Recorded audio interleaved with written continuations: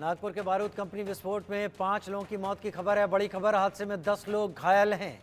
जी हां, नागपुर में बारूद कंपनी में विस्फोट हुआ, 5 लोगों की मौत हो गई, हादसे में 10 लोग घायल हो गए।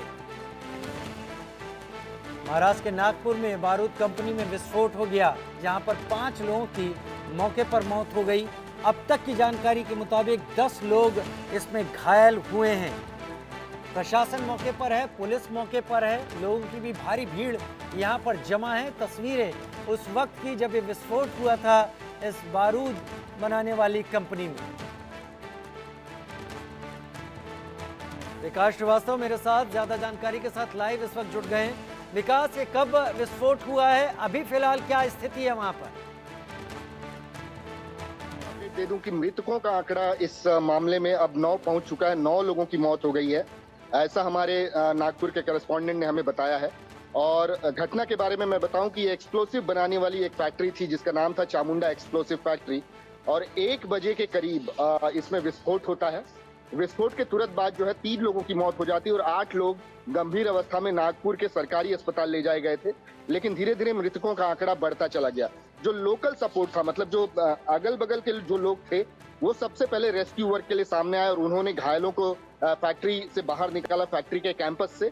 और एम्बुलेंस आने में हमें बताया जा रहा है कि तकरीबन 1.5 घंटे का समय लग गया, और यही वो गोल्डन आवर था जिसमें कई लोगों की जान बचाई जा सकती थी। लेकिन चूंकि रेस्क्यू वर्क जल्दी से शुरू नहीं किया जा सका, धीरे धीरे जो लोग हैं वो मौत के मुंह में समाते चले गए। मृतकों का आंकड़ा अब 9 हो चुका है और जख्मियों का इलाज जो है वो नागपुर के सरकारी अस्पताल में चल रहा है। जी, जख्मियों का इलाज नागपुर के सरकारी अस्पताल में चल रहा है, लेकिन वजह कुछ पता चल पाई विकास अब तक? ये बारूद बनाने वाली कंपनी थी और ऐसा ही एक हादसा अभी महीने 1.5 महीने पहले मध्य प्रदेश में भी एक जगह हुआ था और वहां पर मृतकों की संख्या हालांकि ज्यादा थी। यहाँ पर वजह क्या थी जो इतना बड़ा ब्लास्ट हो गया?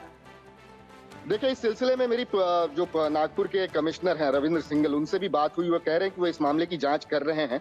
फॉरेंसिक टीम भी वहां पहुंची है जो सबूत इकट्ठा कर रही है। लेकिन उन्होंने हमें ये बताया कि ये कंपनी जो है वो सॉफ्ट फ्यूज और इस किस्म की चीजें बनाती थी जो कि डिटोनेटर बनाने में इस्तेमाल होते हैं, और ये डिटोनेटर खदान तोड़ने के काम में आते हैं। तो एक किस्म से विस्फोटक बनाने का काम इस फैक्ट्री का था।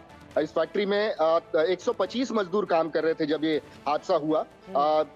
अंदाजा ये लगाया जा रहा है कि हादसे की वजह हो सकता है कि बारूद ने कहीं चिंगारी पकड़ी हो और एक बड़ा धमाका जो है इसकी वजह से हो गया हो। लेकिन ये सब लापरवाही की ओर इशारा करते हैं, और इसी वजह से एक व्यापक जांच की बात जो है वो नागपुर के पुलिस कमिश्नर रविंद्र सिंघल ने हमसे कही है। जी, एक बार और दर्शकों के लिए बताएं कि इसमें कुल कितने लोग अभी जो हैं अस्पतालों में भेजे गए हैं? हालांकि मृतकों की संख्या तो आपने बताई कि 9 लोग हो गए हैं, 5 से बढ़कर 9। अब घायलों की संख्या अभी क्या है?